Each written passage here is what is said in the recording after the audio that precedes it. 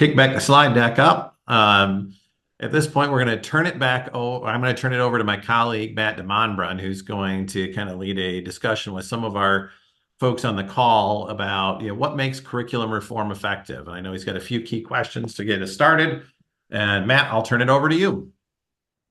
Thank you, Jeremy. Yeah, so I mean, the goal here is, a lot of folks, and we've seen this from the Miro board, a lot of folks are coming in with varying experiences, right? And this maybe your institution may have this process completely in alignment. You know how to sort of start a curriculum reform. If so, please let us know because man, that would be wonderful to find those institutions that like have this down pat.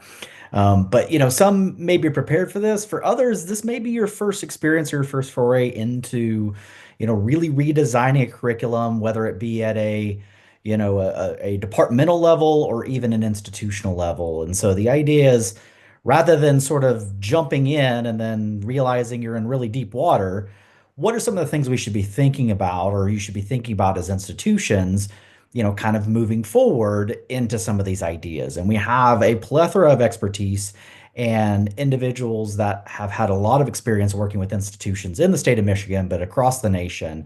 And we figured it'd be a nice opportunity to get folks together to talk through their expert opinion on sort of what they see, and what are some of the things that you all as institutions should be thinking about. So we have invited colleagues at SOVA, Bruce Van Dal and Allison Kedlak, for Education Strategy Group, Christine Barrow, and then for CBIN, Ryan is going to be joining us, and then with Kale, Bill McKinney is joining us. So I just asked them. I'm going to ask some questions. So these are some of the things that we've come up with for some ideas and maybe some questions that institutions have. You can feel free to respond as you want to, but really looking for your expert opinion on things. So Christine has put up these sort of key questions. So I'm just going to open it up with the general idea of what are the first couple of things to consider when preparing for curriculum reform? And maybe I'll pick on SOVA first. I know and Allison have worked with a number of Michigan institutions. So what are some of the first couple of things that we maybe should be considering as institutions when we're preparing for something like this design lab?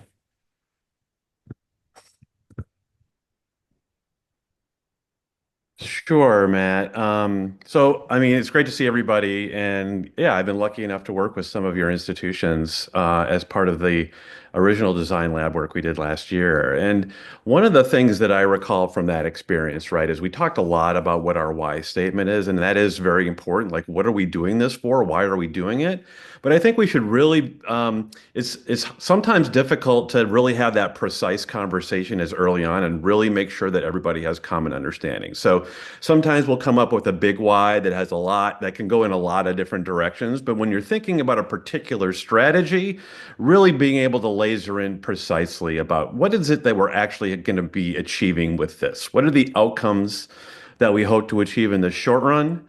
Versus those that are in the long run. And I'll just give an example.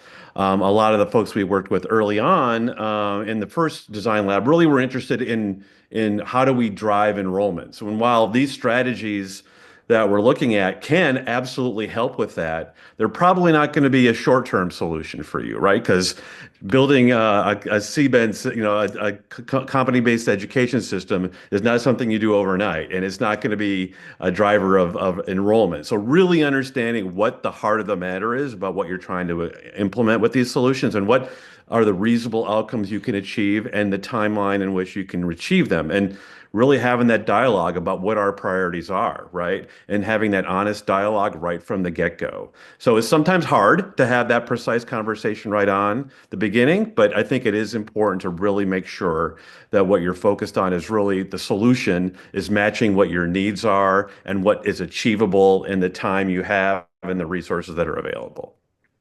And the only thing I'd piggyback on what Bruce is saying here is alongside having a really clear understanding of your why, your purpose, is also being committed to really understanding who your students are, right? Who is it that you're trying to serve? Who is it that needs to have, either they're your current students or your prospective students or the students that you're losing or the students that you're not attracting?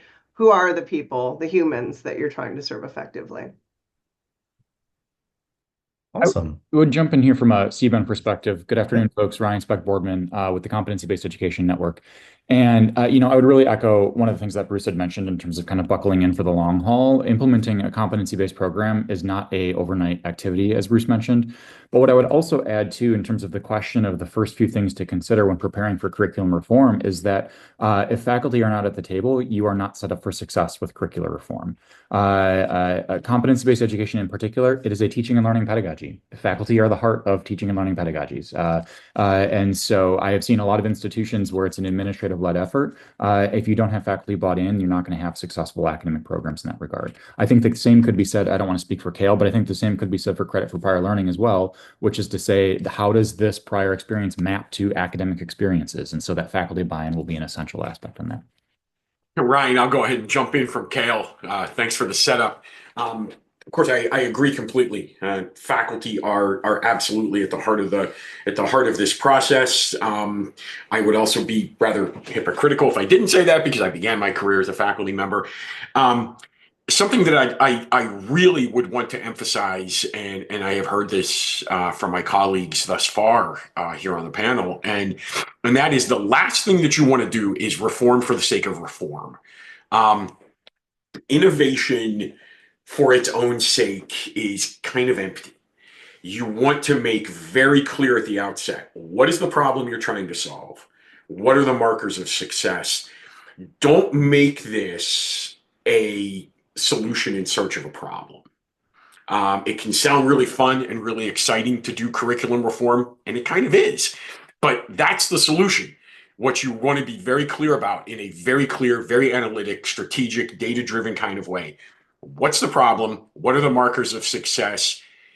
Is it the case that curriculum reform is all or part of that solution? If the answer is yes, then absolutely.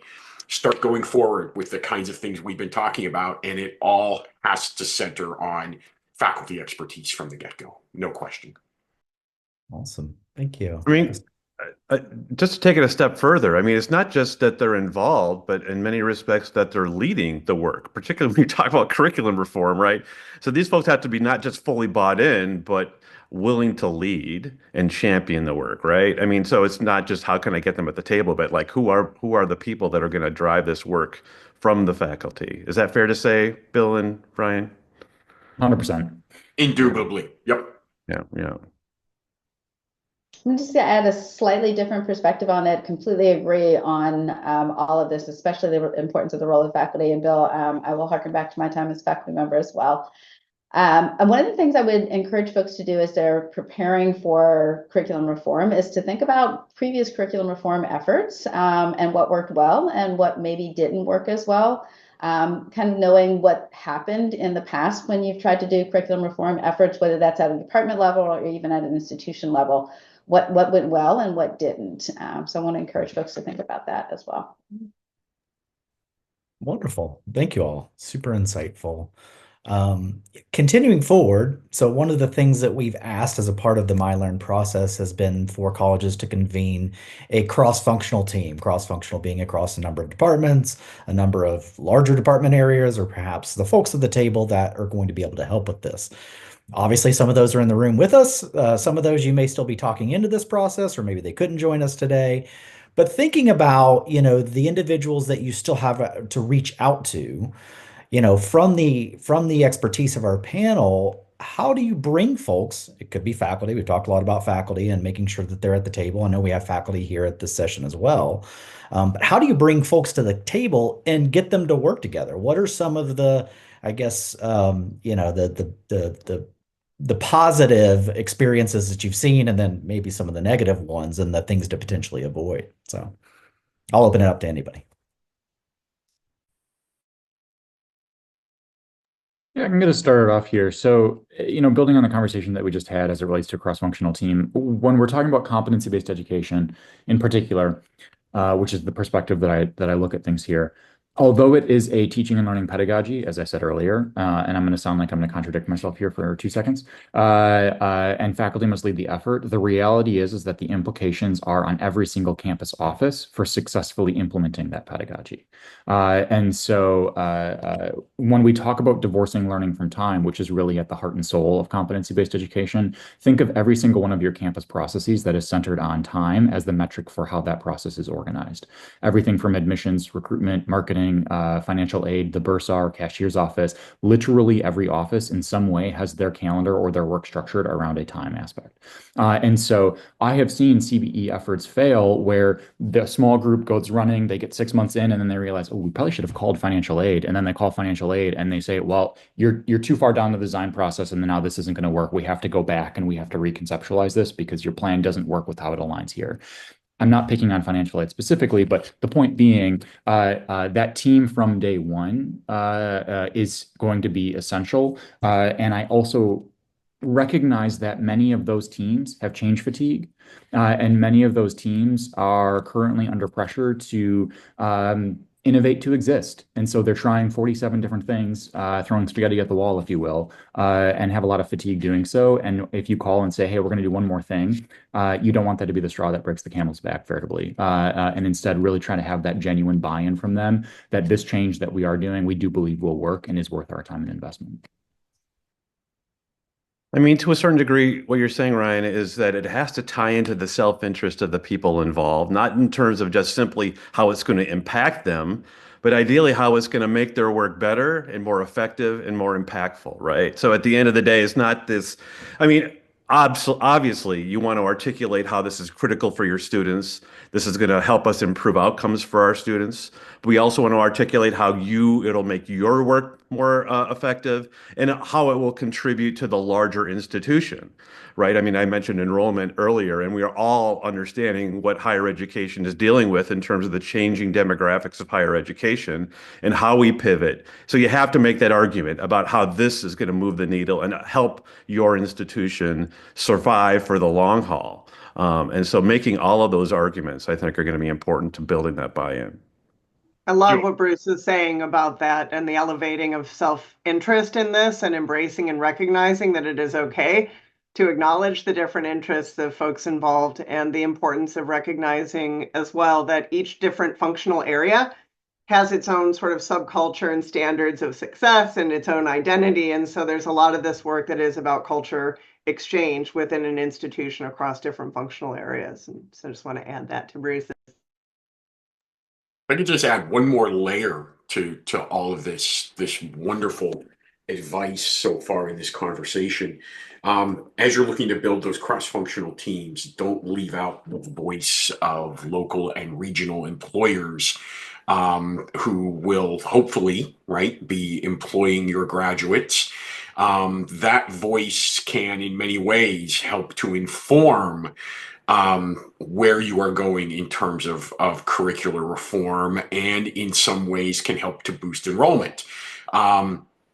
There's no question that those institutions that do not have a program mix that for one reason or another is attractive to potential students, those students will go elsewhere for one reason or another. And very often those reasons are either a real or perceived connection with employers. So as you're building those teams in one way or another, make sure that employer voice is heard or at best at the table. I would echo that 100%, Bill, and I would double click even further, which is to say bringing in the student voice to the table as well. Amen. Every single other industry, when they are building a product or a service, market tests that product or service with the prospective consumers of that product or service. And I don't mean to make higher ed sound like a business enterprise in that regard, but the fact of the matter is that we don't typically include learners at the table when we are designing the experience that learners will have. And I think that's something that has to change for us to survive in the coming decades. I love what you're saying there about how we need to get everyone to change our perspective on that. I would love for us to think about, as we're trying to get folks to work together, realizing that having a whole bunch of folks at the table who all think and operate the same is not necessarily the most efficient way to get things done. I would encourage us to think about including diverse voices, including those who may be a little bit more resistant to whatever it is that you're looking to implement. Sometimes my experience with this has been that you get a much stronger implementation and much more sustainable when you've got voices that see and view things differently. They have dissenting opinions as one of the things to say. The other thing, if you're going to have those diverse voices at the table, establishing some norms, not just around how we communicate, but also how you're going to communicate to the broader college audience. So making sure that when you are doing this, you're saying, I'm committing to providing updates on this cadence so that folks know what's happening. Everybody's not going to be in all of the rooms, all of the conversations all at the same time. It's just not possible. But they do want to know and need to know what's going on, particularly as we get back to what Bruce was saying about the what's in it for me, so that they can be thinking ahead and maybe even asking some of those critical questions. It's much, much easier to see challenges in advance when you know what's coming. So that way you can anticipate where some of the existing challenges might be. So I'll just throw that in there as well.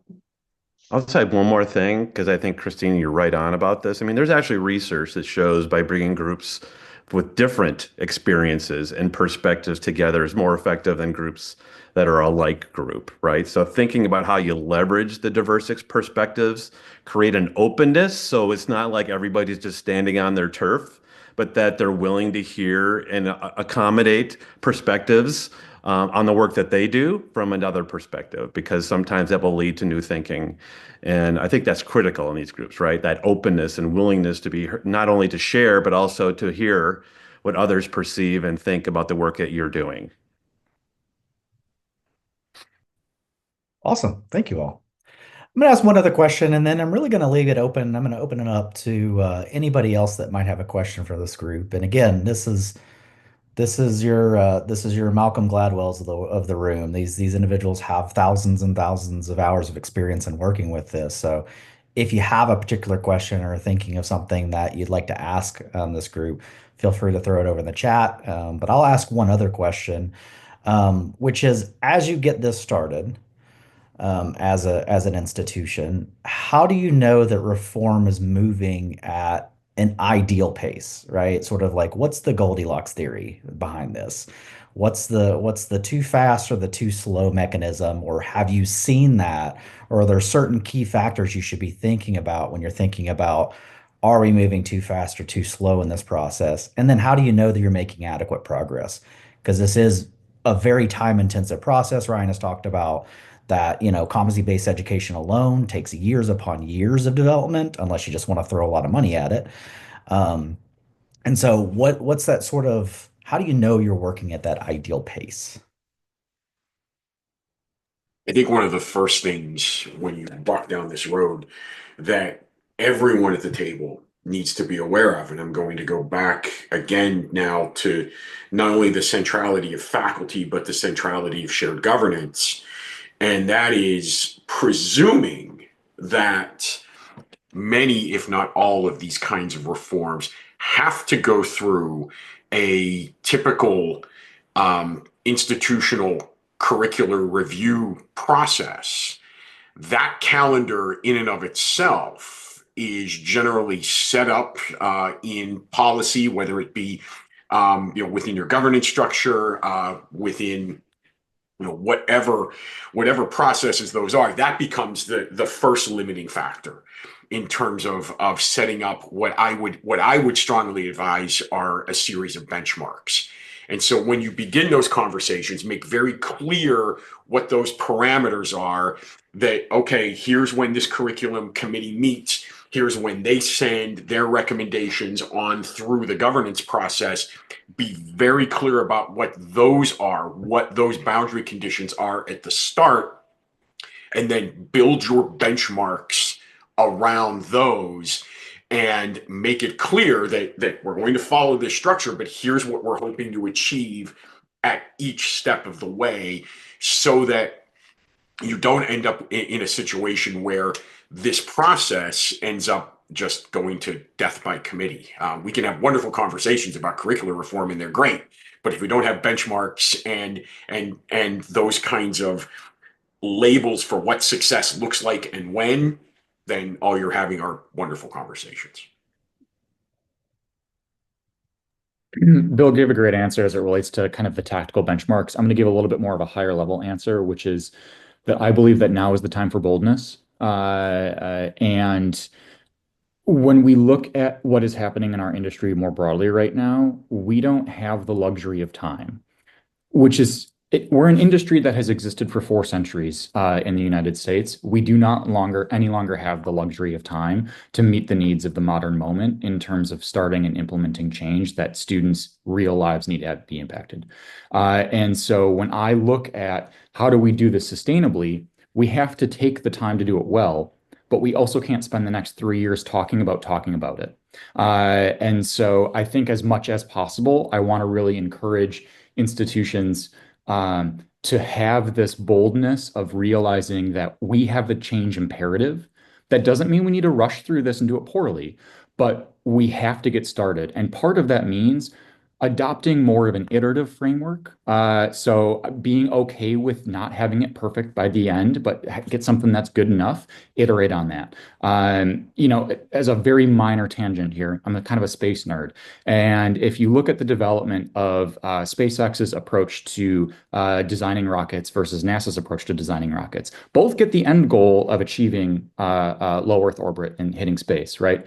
But their development approaches are vastly different. SpaceX will build rockets, launch them, blow them up, learn why they blew up, and then fix it, launch another one, it'll blow up, figure out why it broke, launch another one, right? Whereas NASA will take 5 to 10 years studying it on paper so that it is perfective. And then when they launch it, it'll launch great. And so both get to orbit, but the reality is that we don't have that luxury of time anymore of taking years and years and years to talk about it and make it perfect on paper before we have someone go through it. So that's kind of my imperative for change that I think we're under right now. So I think consistent with and complementary to the things that we're talking about here in terms of maintaining that urgency and obviously understanding what milestones you need to hit is thinking about your team and flexibility with your team about how you get the work done. So there's also some good research about like when you pull together a team, understanding that different people can lead at different points based on capacity, availability, et cetera, right? If you're trying to structure your work so that you have to get every single person in the room or such and such a person has to be there to chair the meeting, then that's just creating barriers for yourself. So how does everybody else understand that at different points in this process, they're going to be expected to stand up and lead because of circumstances on the ground? Somebody leaves a position, right? People will leave because they take on new jobs or what have you. So how do you create a culture that where everyone's leading, everybody will have a role and an opportunity to step up and lead a meeting or to do some research or to do other things that need to get done. So that flexibility is going to be really critical to keep things on schedule and to be able to achieve those milestones that you need. Awesome. We do have a question. I want to make sure if there's anything else the panel would like to discuss as far as pace or progress, but we do have actually a couple of questions from Let's some. get it. I see Steve's hand up. Are there All other right, hands up? Other questions? Let me go over to Katarina first, who had her hand up, and then we'll go over to Steve. So go ahead, Katarina. Well, first of all, thank you all, E/Adult Learner World. By the way, Katarina is like host at Aquinas College, Grand Rapids, Michigan. This is a conversation that really is so overdue. I don't even know where to start. So I'm really, really glad to be with my dear colleague Liz Lee, also from Aquinas, in this group, and really hoping to move in that direction. And I'm not even going to call it the right direction. But my question, and I keep hearing this from the speakers who were here today, my ideal world would be the employers, or actually I'm going to start with the real client, the students, the employers, and then us, the academic world. I think too often, and I've been at my institution for 28 and a half years, too often I have seen that we, the academic folks, have great ideas. We do. And yet we sometimes, I don't want to say we neglect, but we forget who we are actually serving. And our clients are the students, and then the employers who, as you rightfully said, will employ the students who we graduate from our institutions. So I would love to see really that triangle between students coming to the table, employers coming to the table, because guess what? They do know what they need in the next 5, 10, and 15 years. And us also at the table. And I would welcome any feedback that you have, maybe not for today, but in our future meetings of how we can really forge that close relationship between students, employers, and the academic world. Thank you. I mean, this is really part and parcel of what we mean when we talk about an employer-educator ecosystem. When you put the needs of students and communities at the heart of what you do and have the capacity and the will, right, to bring employers and educators to the table and have a very clear statement of what the problem is that you're trying to solve, then what you just described has the potential to happen. No question about it. And something that I would add as well is when you actually dig deep into the data about the talking points on a skills gap, you'll find that there's not as much a skills gap as there is a communications gap. In that higher ed and employers have both been kind of saying the same thing for a few decades, but not realizing they're saying the same thing. And so from a competency-based perspective, one of the things that competencies do is they serve as the bridge between those two spaces. You will never see a learning outcome appear on a job posting. You will see a whole list of competencies that appear on job postings. And so one of the powerful aspects of a well-designed competency-based program is it can serve as that communicative bridge between employers and higher education institutions that is all in better service for the learners. Thank you, Ryan. Beautiful. And Katharina, to your point, just so you know, as we're sitting here, the SOVA crew and the coaches and Rohit, who's on also, we're capturing notes to pick up these conversations with you individually as well in your individual time. Great. All right, let's turn it over to Steve. And we do have, Bruce, did you have something else? Did you want to add to it? I was just going to say one more thing. I mean, I think this whole notion of building relationship with employers is like such a difficult thing for institutions to accomplish. I think we aspire to do it. It's hard. It's not something that comes naturally to our institutions. Some maybe do, but it is. How do you get to the point where you have a rapport and a relationship with these employers? You're not just simply asking formally what their opinions are, but you're engaging them in dialogue again to their self-interest and maybe also what they can contribute to the work rather than just their opinions, right? And I think that's maybe the harder part of it, but I think trying to think about where you get that relationship to a place where it's more of a collaboration than just an exchange of information. I think about that a little bit when we talk about serving on advisory boards. So I had the pleasure of serving on several different advisory boards. And one of the biggest challenges that we encounter is that keeping industry at the table. And it's because you have to not only ask them at the front end what it is that they're interested in, why are they at the table, but return to that periodically to make sure that you're meeting what it is that they're the reason why they're at the table. Counting on industry being at the table just to support post-secondary is not it's not sustainable. Eventually, as people change or purposes change, then you'll lose folks. But if you are returning to why it is that they're at the table on a regular basis, you'll keep them engaged. Thanks, Christine.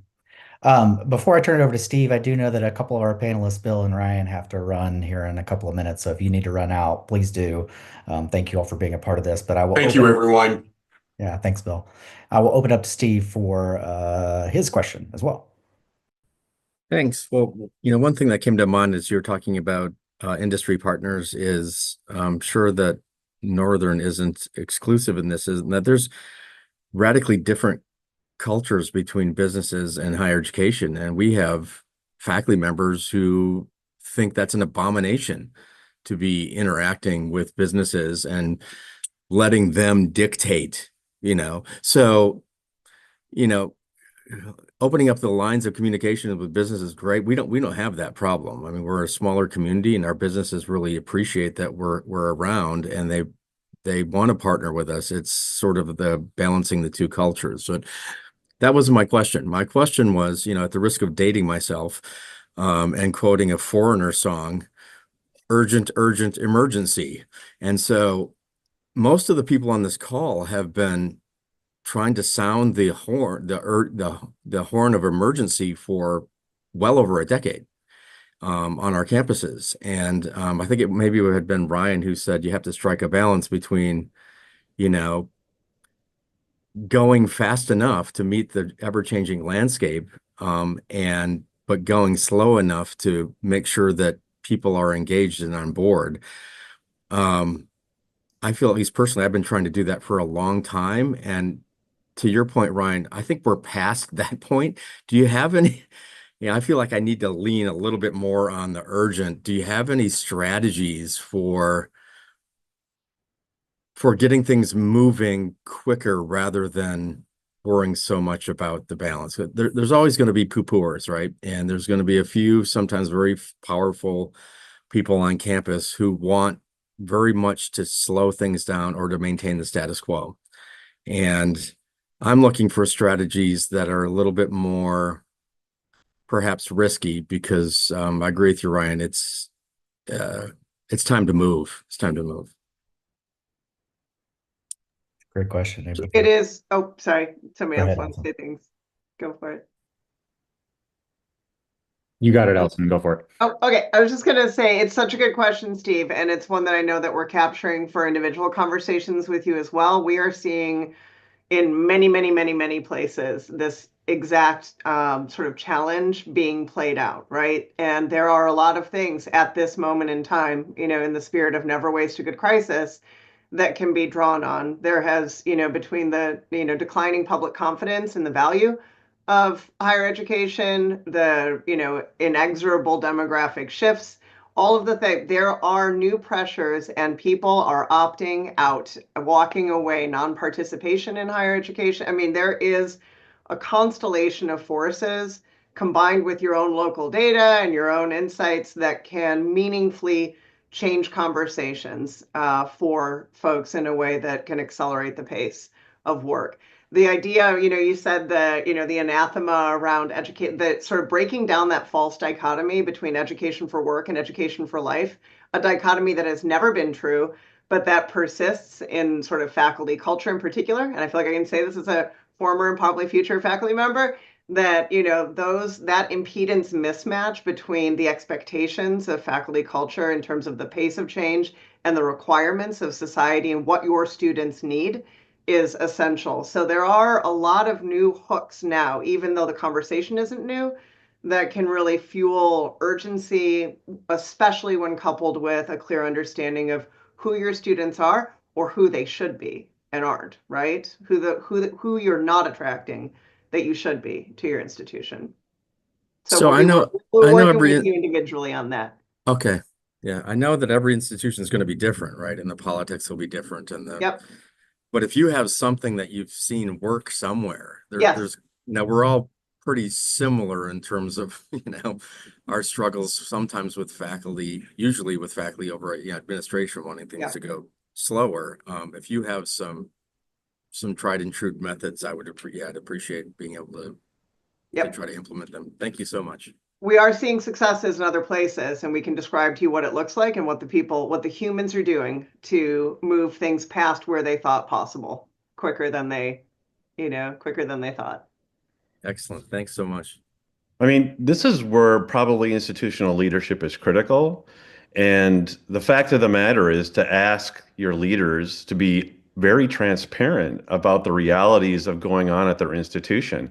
I mean, don't be afraid to be able to say things like, we need to sustain this level of persistence consistently to be able to sustain the level and quality of instruction and service that we provide students. And if you can get and have those honest dialogues, like one of my favorite things I've heard in higher education in innovation was at Gutman College, where they would have data Fridays, where everybody at the institution would come together and they would have conversations about data. And it could be the people working in food service, it could be the people, everybody was having a dialogue about the realities of their campus. And they weren't just looking at student data, they were looking at things like employee satisfaction surveys or other things, right? So that there was a general dialogue and understanding about what the situation of the institution is, and that everybody has a self-interest in knowing and then acting upon the information that's available. Yeah, I'm not on the panel, but I will certainly say from prior experience and particularly working with bursar's office, budget offices, if you can demonstrate how much money is being lost for retention, you're losing students via retention and things like that. I know that that's, again, like Ryan's talking about higher ed. We don't want to talk about higher ed as a business, but that's the way that financial people think about it, right? And so if you can demonstrate that and you can illustrate, oh, here's the dollars that we're losing every single year because retention efforts, and here's what we think we can improve it with. Sometimes that can be a helpful. And again, I know money is not the greatest thing we want to talk about. We want to be about student success. We want about about developing learners. But sometimes when you have to sort of understand the budget side of things and how much is it going to cost and how do we afford it, that can be helpful sometimes as well. Ryan, do you have something else? I know you've been trying to. I was actually going to be I was going to agree with you and then actually say the point, which is that money is how we do student success. If you close as an institution because of financial problems, you are not serving students. And so the fundamental reality is that we need finances in order to be able to hire high quality faculty, and high quality faculty can then teach students, which then improve. And so I think we got to just name it. Even as state funded institutions or nonprofit institutions, just because you're nonprofit doesn't mean that you can't have a viable business model that lets you serve your students. And so I think that to your point, there's a significant amount of money that's being left on the table when we're not innovating and serving adult learners in particular. Awesome. We've gone a little bit over time. I want to be respectful of oh, you got a fan, Ryan. I want to be respectful of folks' time, but thank you all to the panelists. I know this is dense. One, know that we've got this recorded, so if you need to go back into it and kind of you were paying attention, taking notes later on, we will certainly have this posted onto our webpage. But thanks to our panelists, because we really did feel like in order for us to start out on the right foot and really be thinking about this, it was helpful to get some expertise of people who literally do this 8 to 5, probably beyond that, every single day and work with institutions. And what are some of the great things they see and what are some of the things we should be thinking about? So thank you again to our panel for sharing a little bit about their experience and expertise. Ryan, I know you got to go. Thanks again. And I think, Christine, we're kicking it over after this to Allison. All right. Do we have the slides back up? I'm seeing Momentarily. momentarily. All right.